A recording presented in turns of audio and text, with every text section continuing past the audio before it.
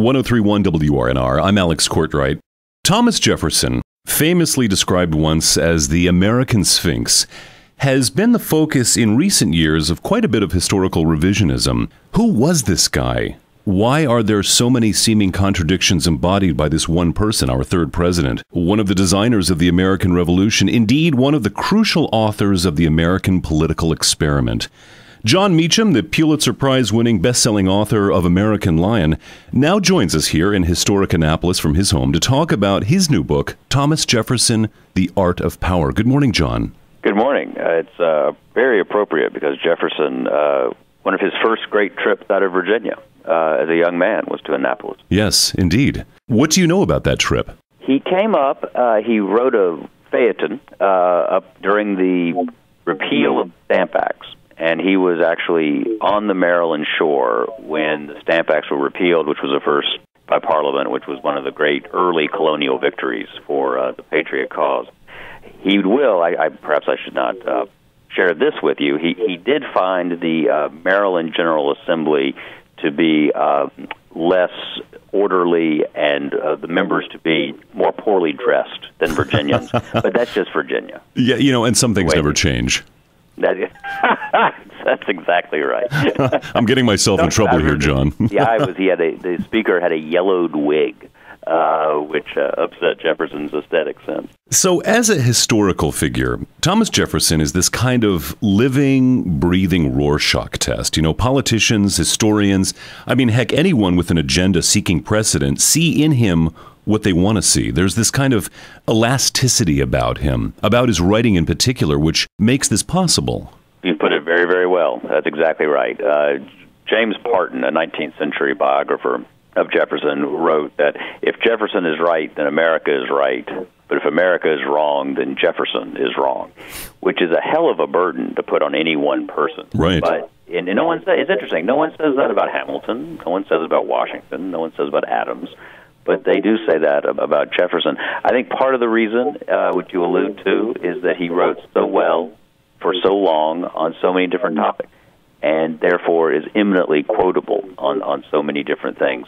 It's also the price of a long life, more than 80 years, arguably 60 years writing on public affairs. So there's a lot of a big paper trail there.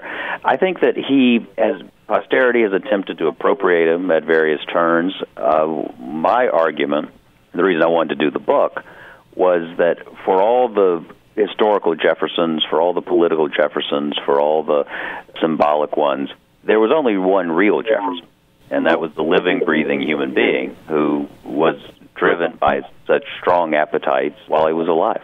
Right. You make this case in your new book, Thomas Jefferson, The Art of Power, that, okay, this is no statue. This is a man. Yes, at times he could be stiff and detached and formal, but he's a very passionate, lusty, and indeed at times a little more than a little bit Machiavellian.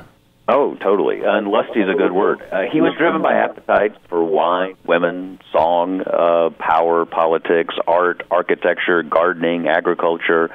He was the great Renaissance man of the early American experience, but he was also fundamentally a politician. It's how he spent his working life. From 1769 until 1809, when he left the presidency, he was more or less constantly in public office or thinking about it. And what I wanted to do was try to be with him as much as one can be in those hours of decision, while there were conflicting forces and factors shaping the decisions that had to be made, and see what did he learn from year to year, what did he accomplish from age to age, and what does that tell us, if anything, about what we can do. His era was marked by bitter, fierce, and frequently nasty partisanship, cultural warfare, foreign threats, economic change. This all sounds pretty familiar, doesn't it? Mark Twain said history may not repeat itself, but it certainly rhymes.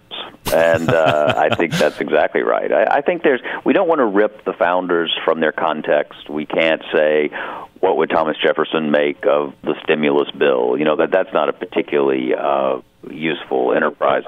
But what we can do is see that there are some perennial forces and then judge how well they manage those perennial forces.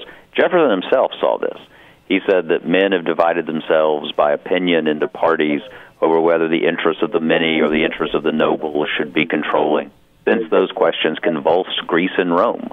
So he was looking back to Greece and Rome. He was looking back to the 17th century in England during the English Civil War. He was looking back always to try to find ways to illuminate the path forward. You point out in your book, philosophers think, politicians maneuver. Jefferson's genius was that he could do both, often simultaneously. Such is the art of power. That's exactly right. That's the money paragraph, as we say. That's my view, that in real time, given the constraints and possibilities and perils of a given hour, the great politicians are the ones who manage to do that. And Jefferson was a good maneuverer, and he was a good thinker, and that makes him unique because most people are one or the other. The fact that he was able to do both is a tribute to him, and one of the main reasons we're still talking about him right now. I do think his legacy is mixed, obviously, given the failings in his own life, but he was committed, centrally and forever, to the survival and success of American liberty. And short of that principle, short of compromising on that, he would cut almost any deal. We're speaking this morning to Jon Meacham, author of Thomas Jefferson, The Art of Power. Well, it brings us to clearly one of the hot-button topics when looking at the life and times and achievements of Thomas Jefferson, and that is this irreconcilable division between Jefferson's profound faith in the dignity of every man and, on the other side, his ownership of human beings. There's a wide and unbridgeable tragic gap between what he professed and what he did. There's no getting around it. There's no excusing it. I think there is explaining it, both as a human failing. His own economic and cultural interests were so intertwined with slavery that they were ultimately inextricable. His life was made possible by slavery. His first memory was of being handed up on a pillow to a slave on a horse because the family was going on a trip. One of the last things that happened to him is he was trying to signal on his deathbed that he was uncomfortable. His white family members around him couldn't understand how to make him comfortable, and it was an enslaved butler who shifted the pillow in just the right way. It suffused his life. Unquestionably, he tried early on to do some progressive reforms of it. He could not win, so he stopped. It was very un-Jeffersonian to give up on something. But it is also true that it took us another 40 years after his death and 600,000 American casualties to finally adjudicate that issue. Indeed. Jon Meacham, one of the things I like about this book, too, is the way you humanize Jefferson the man. Because, as I mentioned a little while ago, this is not a statue. This is a person. And one of the things that I actually found kind of shocking was, about 50 pages into your book, you share an advertisement that Jefferson placed in the Virginia Gazette in 1769. And I thought I'd share just a little bit of that. Run away from the subscriber in Albemarle, a mulatto slave called Sandy, about 35 years of age. His stature is rather low, inclining to corpulence, his complexion light. He is a shoemaker by trade, in which he uses his left hand principally, can do coarse carpenter's work, and is something of a horse jockey. He is greatly addicted to drink, and when drunk, insolent and disorderly. In his conversation, he swears much, and his behavior is artful and knavish. It drops down to this: whoever conveys the said slave to me in Albemarle shall have 40 shillings reward, if taken up within the colony, 4 pounds elsewhere, and if in another colony, 10 pounds. There was just something very real and tangible and kind of shocking reading that advertisement that he placed in 1769 in an effort to retrieve a runaway slave of his. Oh, the realities of slavery are indeed shocking and sobering, and it shows that even these great heroic figures were capable of unspeakable cruelty. There's no doubt about that.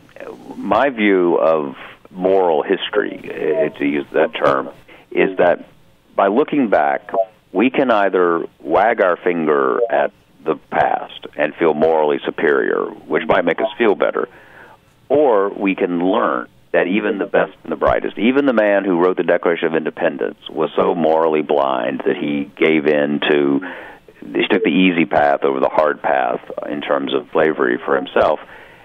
if he was capable, if he was susceptible to such a terrible moral hypocrisy, what is our own moral hypocrisy at this hour that posterity might turn around and be chiding us for? And what can we do to address that? Well said. Jon Meacham is the Pulitzer Prize-winning author. His new book is out this week. It's called Thomas Jefferson, The Art of Power, a fine read for your holidays. Jon, thank you so much for taking the time this morning with us here at WRNR. Great conversation. Really appreciate it. Thank you.